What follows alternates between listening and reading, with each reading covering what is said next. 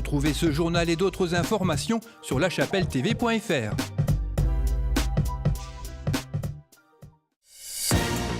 Bonjour et bienvenue dans l'édition du 19 octobre de La Chapelle Info. Après 3 ans d'attente, les résidents de l'EHPAD Henri Boucherie auront bientôt leur espace Snozelen. Un cours exceptionnel de Qigong nourrissant l'intérieur avec le club Bruce Lee Shaolin Tao. La section coupe et couture de l'Association des familles a présenté son défilé annuel. Et pour finir, un ouvrage sur l'occupation allemande durant la Première Guerre présenté au Forum des Web.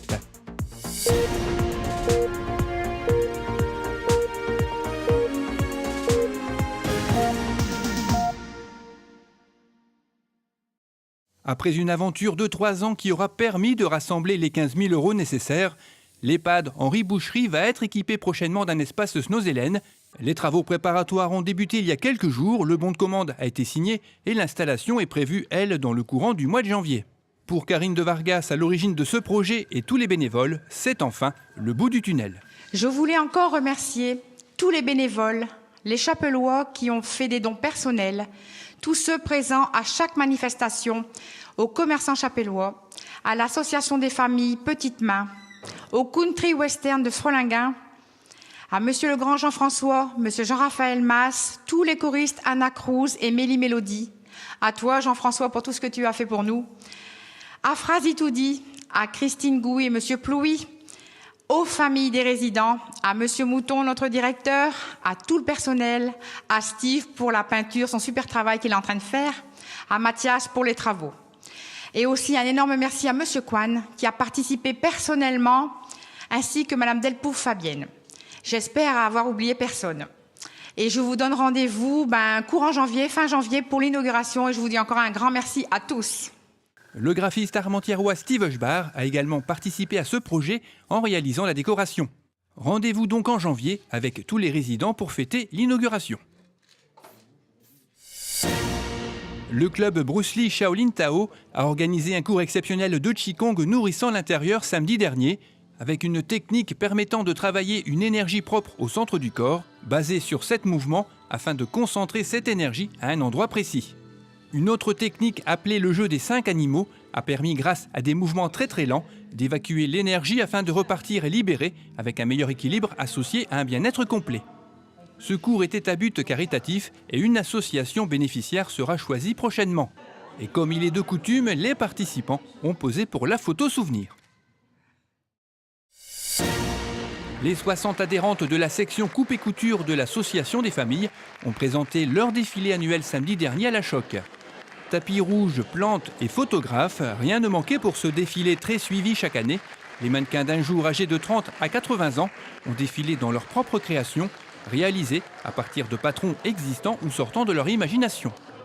Robes, tuniques, jupes et tenues d'enfants ont été présentés, un travail de toute une année mis en valeur par le final, avec la damoiselle et sa robe réalisée par Madame Dieu, professeure de couture, qui a d'ailleurs été remerciée comme il se doit.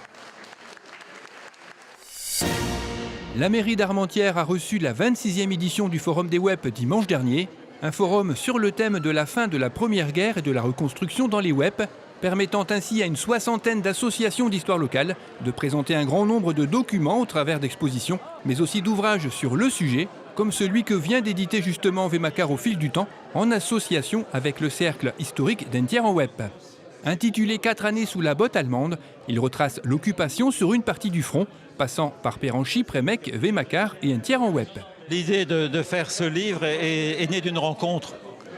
C'est-à-dire qu'avec Vémacar au fil du temps et puis le cercle historique d'Entières-en-Web, nous avons eu l'occasion déjà de faire plusieurs manifestations ensemble, chacun ayant de son côté également fait des recherches, rassemblé des documents, organisé des expositions ou des conférences. Et l'idée, c'était donc de regrouper les travaux que nous avions pu faire dans un livre qui permettent de conserver le souvenir de toutes les recherches, de tous les travaux que nous avions eu l'occasion de faire.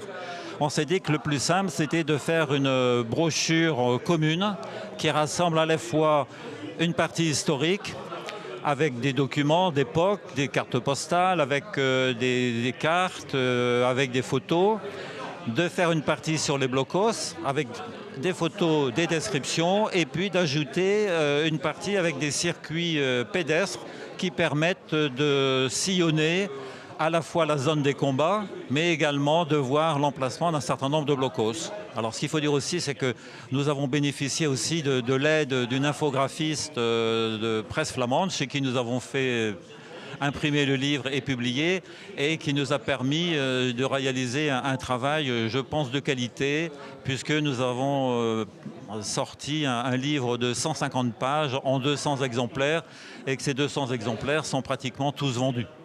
Alors pour se procurer le livre, il y a encore donc deux possibilités. La première, c'est sur Entière, c'est-à-dire que le Cercle historique d'Entière en web organise le 19, le 20 et le 21 octobre une conférence sur Entière 1914-1920 avec une exposition, et il y aura également donc la possibilité d'acheter le livre à cet endroit-là. Et le week-end qui suit, c'est-à-dire le 27 et le 28 octobre, c'est sur Wemacar, et à ce moment-là, il va y avoir une exposition avec la venue de Britanniques.